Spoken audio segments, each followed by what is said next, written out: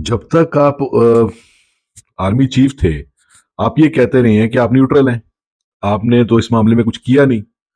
आज आप एक तरह से मान रहे हैं कि उस रिजीम चेंज में आपका भी हिस्सा था, और उसकी वजह ये थी कि आप खान साहब को मुल्क के लिए खतरा महसूस कर रहे थे। अजीब सी स्टेटमेंट है उनकी, और मुझे उसको देख के इसलिए हंसी आई कि बाजवा साहब पता नहीं उनको रिटायरमेंट के बाद क्या हो गया है कि वो अपने लिए चार्जशीट तैयार करवा रहे हैं खुद से, खुद ही चार्जशीट अपनी तैयार करवा रहे हैं। यानी आप पूरा एक क्या कहना चाहिए उनको, पूरा अब जवाब पेश कर रहे हैं कि जनाब मुझ पे आर्टिकल 6 लग सकता है और आप लगाएं मुझ पे। अब जहां तक तल्लक है कि खान साहब जो थे वो मुल्क के लिए खतरा थे, तो वो मुझे समझ नहीं आई कि वो कैसे खतरा थे।